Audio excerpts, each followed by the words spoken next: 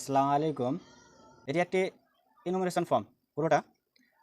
এর প্রথম দিকে রয়েছে একটি খালি ঘর যেখানে ভোটার নাম বা এপিক নং ঠিকানা প্রিন্ট করা থাকবে। আপনারা প্রথম বক্সে ভালো করে লক্ষ্য করলে দেখতে পাবেন যেখানে লেখা আছে ভোটার নাম এপিক নং ঠিকানা প্রিন্ট করা থাকবে এই বক্সটিতে। এবং দ্বিতীয় বক্স যেখানটায় রয়েছে সেটাতে রয়েছে সিরিয়াল নং, পার্ট নং, বিধানসভার নাম, রাজ্য এবং এই সবগুলো এখানে প্রিন্ট করা থাকবে।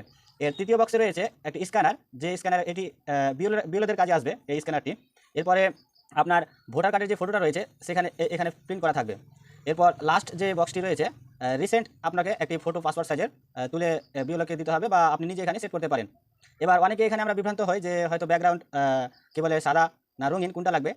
আপনারা যে কোনো একটা হলে যথেষ্ট, রঙিন হোক বা সাদা হোক, হ্যাঁ যে কোনো একটা দিলেই যথেষ্ট হয়ে যাবে। বিভ্রান্তের কোনো এখানেই নেই, এখানে যে কোনো একটা দিলেই চলবে। এরপরে আসি আমরা ফর্মের প্রথমে যে বক্সটা রয়েছে এখানে রয়েছে ডেট অফ বার্থ, মানে আপনার জন্ম তারিখ। এখানে আপনার যে জন্ম তারিখটা দিবেন, প্রথমে জন্ম তারিখ দেওয়ার ক্ষেত্রে আপনার এখানে প্রথমে যে আগে ডেট রয়েছে সেই দিনটা আগে দিতে হবে, তারপরে মাস, তারপরে বছরটা দিতে হবে। প্রথমে হলো দিন, তারপরে মাস, তারপরে বছর।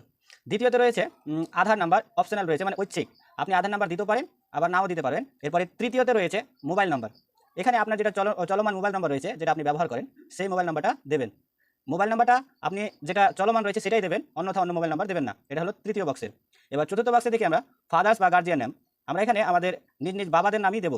বাবার নাম এখানে প্রযোজ্য দিতেই হবে, বাধ্যতামূলক। বাবার নামটা এখানে দেবেন। এরপরে রয়েছে বাবার এপিক নাম্বার। বাবার এপিক নাম্বারটা কী বলে, যদি আপনার বাবা 2025 সালের ভোটার লিস্টে আপনার বাবার নাম থাকে তাহলে সেই এপিক নাম্বারটা দেবেন। যদি আপনার বাবা মারা যান, 2025 সালের লিস্টে নাম নেই, সেক্ষেত্রে এপিক নাম্বারটা প্রযোজ্য নয়, আপনাকে দিতে হবে না, সেই ঘরটা খালি রাখবেন। এরপরে রয়েছে তার পরবর্তী বক্সে রয়েছে মাদার্স নাম, মানে মায়ের নাম, মায়ের নাম দিতে হবে। এরপরে রয়েছে মাদার্স এপিক নাম্বার, মানে মাদার্স এপিক নাম্বার যদি থাকে তাহলে দেবেন, অন্যথা যদি 2025 লিস্টে নাম না থাকে তাহলে এটাকে খালি রাখবেন, দিতে হবে না। এরপরে যদি আপনি বিবাহিত হন, তারপরে এখানে আপনার সাপোজ যে নাম রয়েছে এখানে বিবাহিত মানে স্বামী বা স্ত্রী, ফর্মটা যদি কোনো স্ত্রী ফিল আপ হয় তাহলে এখানে স্বামীর নাম দেবে, আর যদি কোনো স্বামী এই ফর্মটা ফিল আপ করে তাহলে তার স্ত্রীর নাম দেবে। এরপরে রয়েছে যদি 2025 সালে যদি স্ত্রী বা স্বামীর ভোটার লিস্টে নাম থাকে তাহলে সে এপিক নাম্বারটা দেবে এখানে। হ্যাঁ, এবার আসি নিচের দুটো ছক। এই যে একটা হলুদ রঙের যে ছকটা দেখতে পাচ্ছেন আর একটা সবুজ রঙের ছক রয়েছে। তো হলুদ রঙের যে বক্সটা রয়েছে এটা 2002 সালের লিস্টে যাদের নাম রয়েছে তারা এই বক্সটা ফিল আপ করবে, এবং 2002-এর লিস্টে যাদের নাম নেই তারা হলো এই সবুজ রঙের বক্সটা ফিল আপ করবে। মানে এক কথায় বাম সাইডের যে বক্সটা রয়েছে সেটা 2000 সালের লিস্টে যাদের নাম রয়েছে তারা ফিল আপ করবে, এবং ডান সাইডে যে বক্সটা রয়েছে সেটা ফিল আপ করবে যাদের 2000 লিস্টে যাদের নাম নেই তারা।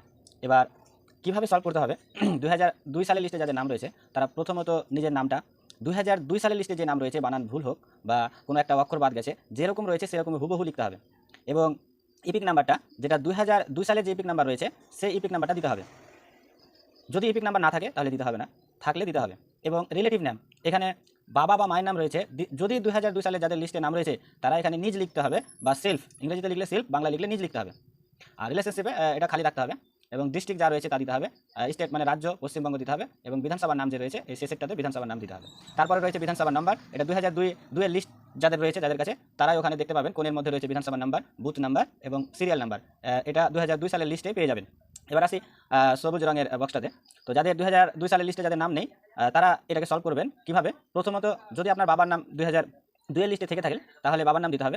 যদি কোনো বাবার নাম না থাকে, দাদুর নাম থাকে, তাহলে দাদুর নাম দিতে হবে। যে কোনো একজনের বাবার নাম থাকলে বাবার নাম, দাদুর নাম থাকলে দাদুর নাম, কাকার নাম থাকলে কাকার নাম, মানে রিলেটিভের মধ্যে নিজ আত্মীয়দের মধ্যে যেটা নাম থাকবে সেটা দিতে হবে। তো যদি বাবার নাম থাকে তাহলে অবশ্যই বাবার নাম। তারপরে হলো এপিক নাম্বার, যদি বাবার এপিক নাম্বার অ্যাভেলেবেল থাকে তাহলে বাবার এপিক নাম্বারটা দিতে হবে। এবং রিলেটিভ নাম, এখানে সবাই ভুল করে, মানে এখানে কার বাবার নাম, এই ফর্ম ফিল আপটা করছে যার 2002 লিস্টে নাম নেই তার বাবার নাম, নাকি উপরে যে ব্যক্তি যিনি রয়েছেন তিনার বাবার নাম। তো অ্যাকচুয়ালি উপরে যিনি রয়েছেন তিনার বাবার নাম এখানে দিতে হবে, মানে যে ফর্মটা ফিল আপ করছে যার 2002-এর লিস্টে নাম নেই তার দাদুর নাম এখানে বসাতে হবে, মানে বাবার নাম বসাতে হবে। আচ্ছা, রিলেশনশিপ মানে সম্পর্ক, মানে ইনার সাথে ইনার কি সম্পর্ক রয়েছে, ইনার সাথে ইনার কি সম্পর্ক, সেই সম্পর্কটা এখানে লিখতে হবে। এরপরে রয়েছে ডিস্ট্রিক্ট মানে জেলার নাম, স্টেট রাজ্যের নাম, তারপরে হলো এখানে এসি নামে লিখতে হবে বিধানসভার নাম, তারপরে বিধানসভার নাম। এগুলো পেয়ে যাবেন আপনার 2000 যদি 25 সালের লিস্টটা আপনার কাছে থাকে সেখানেও পেয়ে যাবেন, 2002 সালের লিস্টও পেয়ে যাবেন বিধানসভার নাম, তারপরে বুথ নাম্বার, তারপরে সিরিয়াল নাম্বার। এই ছিল এসআইআরের এনুমারেশন ফর্ম ফিল আপ এর নিয়ম, যা হয়তো আপনারা আগে থেকে অনেক ভিডিও বা দেখে থাকবেন বা দেখেছেন। তবে এটা ছিল সূক্ষ্ম একটি নিয়ম, যদিও এর মধ্যে ভুল ভ্রান্তি হয় তাহলে মানুষ ভুলের ঊর্ধ্বে নয়, তবুও আপনারা ভালো করে নিজ থেকে নিজ জ্ঞান খাটিয়ে বুদ্ধি খাটিয়ে ফর্মগুলো ফিল আপ করবেন। এবং অনেক নেতা রয়েছে, মাথা রয়েছে, তারা ভয় দেখাবে। ভয়ের কোনো কারণ নেই। এসআইআর ফর্ম, ইনোমিনেশন ফর্ম দুটো করে দেওয়া হয়। যদি একটাতে ভুল হয় তাহলে একটা জেরক্স করে একবার প্র্যাকটিস করে দেখবেন। সুষ্ঠুভাবে ফর্মগুলো ফিল আপ করবেন।